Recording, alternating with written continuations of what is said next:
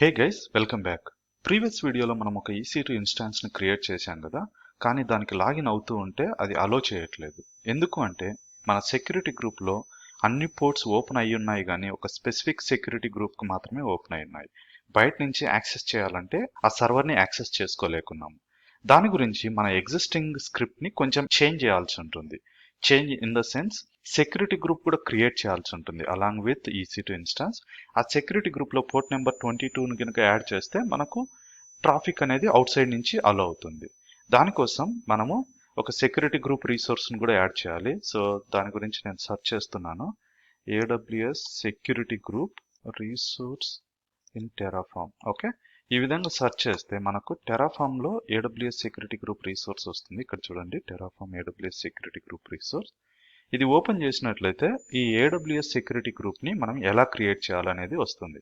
So resource type వచ్చేసి AWS security group అని ఇవ్వాలి. ఓకే, ఎలా అంటే ఇలా. సో ఇక్కడికి వచ్చేసి రీసోర్స్ AWS _ సెక్యూరిటీ గ్రూప్ ఇలా ఇవ్వాలి. దీని నేమ్ కూడా ఇవ్వాల్సి ఉంటుంది. సో నేమ్ వచ్చేసి నేను డెమో SG అని ఇస్తున్నాను. ఓకే, నెక్స్ట్ థింగ్ వచ్చేసి ఇక్కడికి స్క్రోల్ డౌన్ చేస్తే ఇక్కడ చూడండి సెక్యూరిటీ గ్రూప్. ఓకే, అలో TSL అని ఇచ్చారు ఇక్కడ. అండ్ నేమ్ కూడా అదే ఇచ్చుకుంటే బెటర్, ఎందుకంటే ఇక్కడ ఏ నేమ్ అయితే ఇస్తామో అదే మనము EC2 కూడా ప్రొవైడ్ చేయాల్సి ఉంటుంది. సో కన్ఫ్యూజ్ లేకుండా నేను రికమెండ్ చేసేది ఏంటంటే ఇక్కడ ఏమి ఇస్తామో నేమ్ కూడా అదే ఇవ్వండి. నెక్స్ట్ థింగ్ వచ్చేసి VPC ID.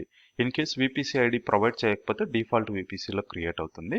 నెక్స్ట్ ఇంగ్రెస్ అంటే ఏంటి అంటే inbound rules. So inbound rules అంటే ఏ ట్రాఫిక్ని మనం అలో చేయాలి అనేది. ఎగ్రెస్ అంటే ఏ ట్రాఫిక్ని పంపించాలి అనేది.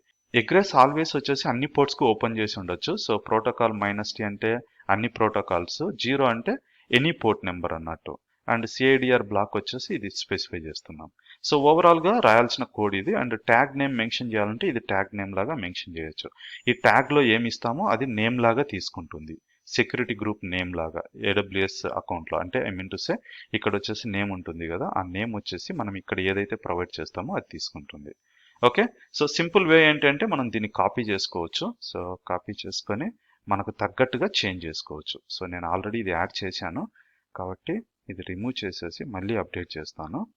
సో సెక్యూరిటీ గ్రూప్ మనం ఇక్కడ వచ్చేసి డెమో SG అని ఇస్తున్నాను. అండ్ ఇక్కడ కూడా డెమో SG అనే ఇవ్వాలి. ఓకే, నేను మైనస్ ఇస్తున్నాను _ బదులు. డిస్క్రిప్షన్ వచ్చేసి అది ఆప్షనల్, ఈ రెండు ఆప్షనల్. మనం ఇవ్వాలి అనుకుంటే ఇవ్వచ్చు, లేదంటే లేదు. నెక్స్ట్ ఇక్కడ కూడా డిస్క్రిప్షన్ ఆప్షనల్. నేను వచ్చేసి జస్ట్ SSH యాక్సెస్ అని ఇస్తున్నాను. అండ్ SSH వచ్చేసి పోర్ట్ నెంబర్ 22 మీద ఓపెన్ అయి ఉంటుంది. So from port and to port వచ్చేసి 22. అండ్ CIDR బ్లాక్ వచ్చేసి మనం ఏ బ్లాక్ నుంచి అలో చేయాలనుకుంటున్నాము అన్నది.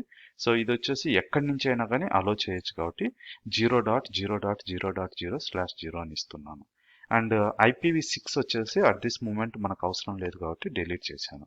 నెక్స్ట్ ఎగ్రెస్లో వచ్చేసి ఆల్మోస్ట్ అంతా సేమే, ఇది అవసరం లేదు కాబట్టి దీన్ని డిలీట్ చేస్తున్నాను. అండ్ ట్యాగ్స్ వచ్చేసి నేమ్ వచ్చేసి నేను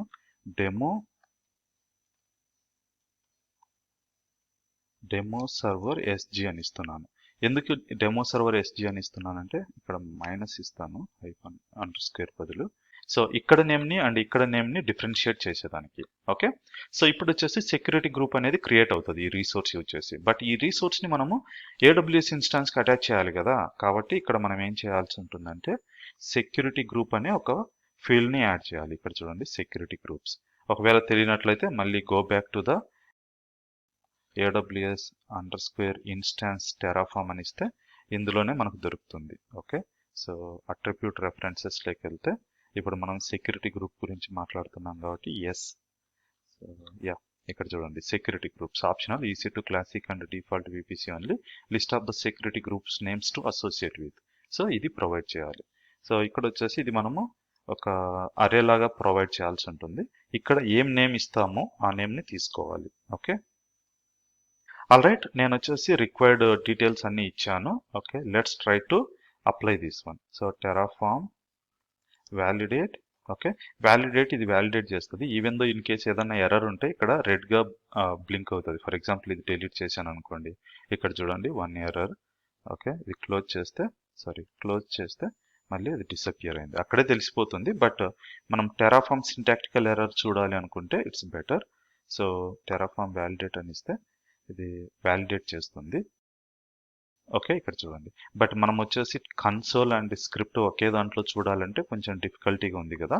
దీన్ని ఓవర్కమ్ చేసేదానికి మనం సపరేట్ కన్సోల్ వాడుకోవచ్చు. ఇక్కడికి వెళ్ళేసి ఈవెన్ ఇక్కడి నుంచి అయినా కానీ మనం డెవాప్స్ ప్రాజెక్ట్ ఇందులోనే కదా మనము కోడ్ అంతా పెట్టినాము. Code Terraform. సో ఇక్కడ మనకు ఉంది కదా కోడ్. సో ఇక్కడి నుంచి అయినా కానీ నేను ఎగ్జిక్యూట్ చేయొచ్చు. ఓకే, సేమ్ ఇన్స్టెడ్ ఆఫ్ అక్కడ వచ్చేసి మనకు కోడ్ అండ్ టర్మినల్ ఒకే దాంట్లో ఉంటే కన్ఫ్యూజన్గా ఉంటే ఇక్కడి నుంచి అయినా చేయొచ్చు. బట్ నేను ఎక్కడి నుంచి అయినా ఎగ్జిక్యూట్ చేస్తూ ఉంటాను. మీరు కన్ఫ్యూజ్ అయితే అవ్వకండి. మీరు మీ ప్రిఫర్డ్ మెథడ్ చూజ్ చేసుకోండి. Okay, next Terraform apply. So Terraform apply okay ఇక్కడి నుంచే చేద్దాము సో దట్ మోర్ విజిబిలిటీ ఉంటుంది. Terraform apply. ఇక్కడ చూడండి రీఫ్రెషింగ్ ద స్టేట్. ఎందుకు రీఫ్రెషింగ్ చేస్తుంది అంటే మనం ఎగ్జిస్టింగ్ ఇన్స్టాన్స్ వేరే సెక్యూరిటీ గ్రూప్తో క్రియేట్ అయింది కదా, కాబట్టి అదేం చేస్తుందంటే ఎగ్జిస్టింగ్ EC2 ఇన్స్టాన్స్ని డెలీట్ చేస్తుంది.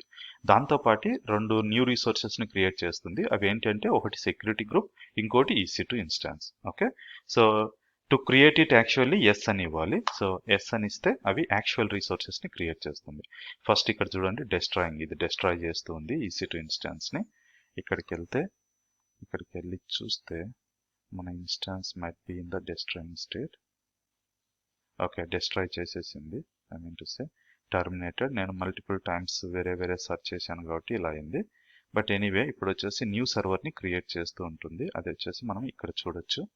సో స్టార్ట్ డెస్ట్రాయింగ్, ఇంకా డెస్ట్రాయింగ్ స్టేజ్లోనే ఉంది.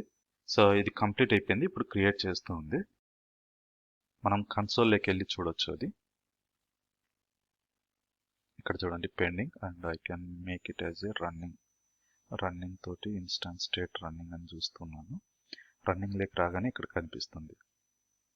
ఓకే, ఇది రన్నింగ్ లేక్ వచ్చింది అండ్ IP అడ్రస్ వచ్చేసి ఇది. అండ్ సెక్యూరిటీ గ్రూప్ వెళ్ళి చూసినట్లయితే ఇక్కడ చూడండి. సో డెమో SG అనేది సెక్యూరిటీ గ్రూప్ వచ్చింది. అండ్ ఇది ఓపెన్ చేస్తే నేమ్ రాలేదు, బట్ దట్స్ ఓకే. ఇక్కడ చూడండి SSH మనం ఓపెన్ చేసి ఉన్నాం కదా అన్ని పోర్ట్స్కి. అండ్ డిస్క్రిప్షన్ వచ్చేసి SSH యాక్సెస్ అని ఇచ్చాము. So now let's try to connect to our system. So let's go back, instance details, copy it and go here SSH.